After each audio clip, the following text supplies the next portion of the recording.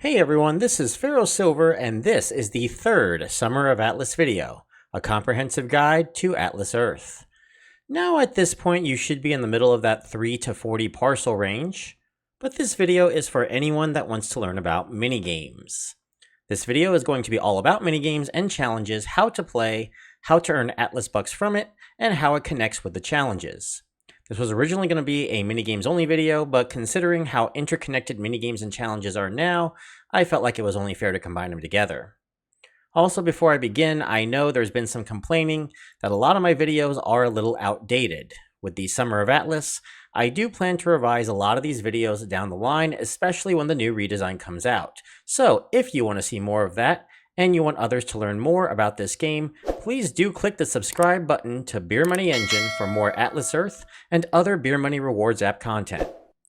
Okay, let's get started with minigames. So, minigames are a way for players to earn Atlas bucks from Atlas Earth through a big event. There are 6 minigames available as of the time of this recording, with a 7th coming in trivia. Minigames are, for many, the biggest source of earning Atlas bucks if you know how to play them well enough. It's also the biggest source of challenge points as of this recording, and we will go into that later. Minigames are available 4 times a week, Sundays from 3 to 6 p.m. local country time, and Mondays, Tuesdays, and Thursdays from 6 to 8 p.m. country time. Some countries like Australia and the United States will have multiple time zones, however, so it's usually easier to check the Events tab and check the minigame you want to play to see when you're able to play it. There's also once in a while a Super Minigame Saturday, where multiple games will be played over a 1-day period to help you catch up on your challenges, and with that you must also check the Events tab. Minigames are run in a giant ladder-style tournament format. It's simple. You win a game, you get 1 point. Once you're done, both players then must watch a 5+ second ad before moving on to the next match. Games will usually last 2 hours on weeknights and 3 hours on Sundays for US players. For international players, as of right now, they will last 1 hour on weeknights and 2 hours on Sundays, mostly due to far less active players playing in those countries. It will only be a matter of time, though, in my opinion, before they will catch up with the United States. You play up to the buzzer, and extra time is allowed if you are still playing a game when time runs out. Now, to get to a minigame, during the event, it will pop up a certain symbol. It will either be like a car, a fish, a golf ball, something like that, indicating the event. You're going to go ahead and tap that, and you'll be led to a screen. From there, you're going to go ahead and click Start Race or Start the Match or whatever, and you'll be led to a matchmaking area. And that matchmaking area will give you an opponent where you will begin the minigame. Each of the games and how to play them are as follows. Racer. You drag race your opponent as you see a speedometer constantly moving up. You press the shift button up to 4 times during the match. The winner is the one who crosses the finish line first. Now the best way to do this is to click the first shift right between the green and the white and try to hit a perfect with it. With each of the next 3 shifts, aim closer and closer to the edge until the 4th one make sure the needle just moves a little bit. However, connection may widely vary, and this might not be the best strategy for you, but it is the one used by most of the top tier players. Fishing. A cursor rotates around in a circle as you try to catch fish that pop up. You have 40 seconds to collect as many fish as you can, and usually you'll be collecting between 16 to 17 fish. If there's a tie, the first one to catch the last fish is the winner. The trick to this game is to figure out if the fishes are running clockwise or counterclockwise in a game. No matter what, they will move roughly a little under 1/3 of the track on that direction, but this should allow you to figure out where the fish will show up next. To figure out if you won, you have to clearly get the fish ahead of your opponent. If you're tied on your screen, 99% of the time you have lost. It's one of the more annoying games in my opinion, as you will be dealing with tiebreakers even in games with top 500 players, at least for the United States. Golf. A cursor goes up and down a meter as you try to fire golf balls into rings. Hitting the green part of the meter gives you 1 point, blue 2, pink 3, and gold 4. Highest score in 30 seconds is the winner. There is a maximum of 48 points in this game, meaning 12 maximum shots. However, the only way to guarantee that 12th shot is if after you fired the first shot on the way up, let it go back down, and then back up, and then when it starts hitting down, fire on that shot, then fire on every other cursor trip afterward. If you hit a gray part at any time, that counts as 0 points. Tiebreakers are extremely rare in this game, but if you get them, as usual, the first to hit the tie score is the winner, and it is heavily determined by connection. Dollar Store DDR, also known as Warship. You must press one of 3 buttons as bullet cursors come towards you. If you fire them in time, you will attack your opponent with said bullet. 5 successful consecutive hits, and a rocket will show up. Fire the rocket for additional damage. The last ship standing, or the ship with the most health at the end of 30 seconds, is the winner. A couple tips. First, there's a pattern that will show up as you play. The game will usually transition between giving you cursors in the first, second lanes, then second and third, then first and third, and then back to first and second, or sometimes it'll do this in reverse. You'll be dealing with 6 to 7 cursors before going to the next pattern. If you have less than 6 seconds left and you hit a rocket, the rocket will not do any damage. Bowling.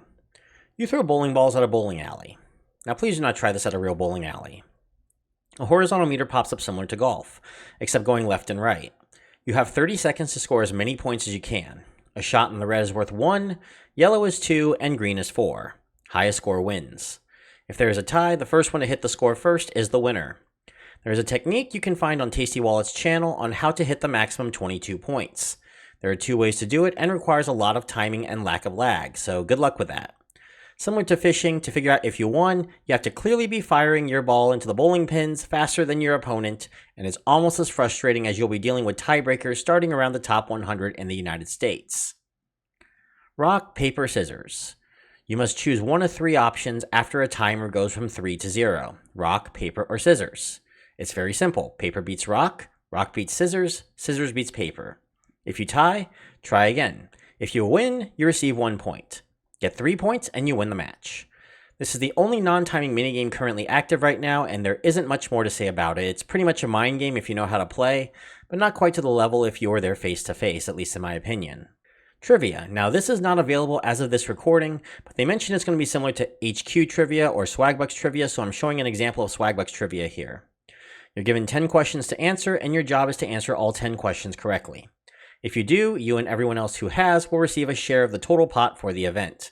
Little is known if you will earn bonus Atlas Bucks for answering questions correctly, or if you will get a second chance if you get an answer wrong, and the rules of this minigame are subject to change upon publishing.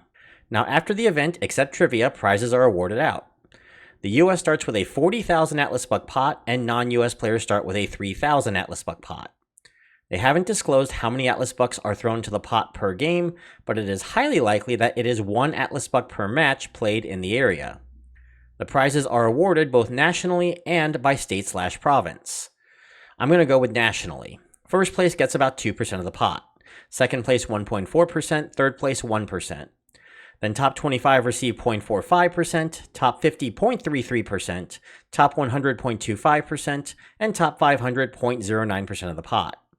State or province-wise, state winner receives 0.156%, second place receives 0.085%, third place receives 0.05%, top 10 receives 0.015%, and the top 25 receive 0.004%. This all rounds down to the nearest 5 Atlas Bucks. These are approximate estimates, and the state and province ones especially might be split differently, and I'm only showing the US ones as an example, and it's likely this structure will change by removing the state-province prizes entirely, and the CEO Sammy Khan had mentioned he wanted to increase the prize pool to top 1,500. So if so, I will update this in a future video. Now, even if you think you can't make the top 500, you might still want to play. And that's because all minigame wins are going to go toward challenges. See that purple button with the clipboard on it? Yeah, we got acquainted with that last video. Well, we're going to deep dive into it now, so let's go to it. So each month, Atlas Earth provides a new set of challenges, and by completing a challenge, you receive points. You want to get as many points as possible before the month ends. There are 15 levels to these challenges, and the top goal is usually between 1,500 to 2,500 points. It was 2,500 for the first couple, but they've since made it much easier. We can use a resource, though, to check each month's challenges, and it is available over at the Atlas Earth calculator. So let's go to aecalc.com, and on the top left, select Challenge. The challenges are usually updated by the 3rd to 4th of each month, and you can track where you are in challenges there. For this month, we need 1,700 points, just as an example, and the majority of those points are coming from minigames. All you have to do is win 4 minigames first to get 20 points. When the next level challenge comes up, we then have to win 8. Not all of these challenges come up at once, though. Only 10 will show up at a time for US players and 9 for international players. International players will find themselves having a harder time to complete challenges as well, since a lot of these features like book travel and the AMP program are not available for them. Usually later in the month, AE Calc will also provide the order at which you can expect the badges, as well as how many points you can expect to earn if you take one of 3 paths: the free path, the AMP path, or the AMP with travel. Now, one major note I didn't talk about in the last video. I think it's fitting to do so now, however, alright? Because some of you had asked me, hey, if I spend money on the AMP program or the travel program, am I still a free-to-play player? Now, my answer to this, in my opinion, and this is completely up to you, if you use the AMP or travel program, I do not consider that breaking the free-to-play or pay-as-you-go tiers, as long as it is a necessity and something you were planning to do anyway. Don't go spending thousands on a 5-star hotel just to earn a few thousand Atlas bucks and call it a necessity. Travel is good for family trips, Annie Ann's is good for a night out, maybe you want to get gifts to friends so you want to hit the merch store, something along those lines is what I'm talking about. And yes, I would still consider that free to play. And the reason is because you're not just paying for the game currency, you're paying for actual product. And especially in this case, the product that you would normally get anyway, even if you never saw Atlas Earth. Except for the merch store, but with the merch store, you are still buying t-shirts and a mug. You will earn points by level, and we know pretty well how many Atlas bucks you will receive in each of the 15 levels. Level 1 is 5 Atlas bucks, level 2 is 6 diamonds. From there, it's all Atlas bucks until level 15. So going down, we have 10, 12, 12, 4 15s, 20, 25, 40, 50, 60, and finally, 1 badge for completing all 15 levels. When you have achieved a certain level, it will start flashing green. And if you have the challenge pass, it will also flash yellow, but we're not going to worry about that right now.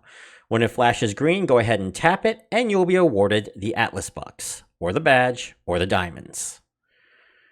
Total you're looking at with all of these Atlas bucks in the free tier is 294 Atlas bucks up to level 14, plus 1 badge that is normally worth 200 Atlas bucks if you achieve it. Now you're probably asking me, what are badges? Well, we're going to talk about that in the next video. Challenges you might see in Atlas Earth will also include the following, but not limited to: winning a minigame, playing a minigame, completing a survey, boosting, converting your rent dollars into Atlas bucks, purchasing parcels, completing an achievement in the Atlas Arcade or on Atlas apps, buying a city badge, buying a state or province badge, booking travel, purchasing and getting cash back with the AMP program, and possibly, although I haven't seen it yet, viewing ads. Events are subject to change at any time and are variable month to month, so be sure to check aecalc.com for more info or the challenge button to see what you need to do. So that's the video, everyone. So at this point, good luck getting to 40 parcels for most of you, except for the Nordic countries. I did leave this as a pinned comment in the last video, but I forgot to talk about it, partially because the tiers were not out when I was making that second video. But if you live in the Nordic countries, you're going to want to get to 30 parcels, okay? Now, I will talk about the difference in that boost tier video that is coming in about 2 videos from now. Once you've done that, the next video will be on badges and mayorships. The latter, if you're an international player, you might be getting familiar with sooner rather than later. But for now, like the video, comment any questions that you may have on minigames and challenges that I may have missed, as well as any updates. I'll try to get a new video once it becomes obvious I need to update, and don't forget to subscribe to Beer Money Engine for more Atlas Earth related content and other Beer Money reward apps throughout the year. Also, a special thanks to my patrons as well. I'm Pharaoh Silver signing off. I will see you all in the next video. Bye, everybody.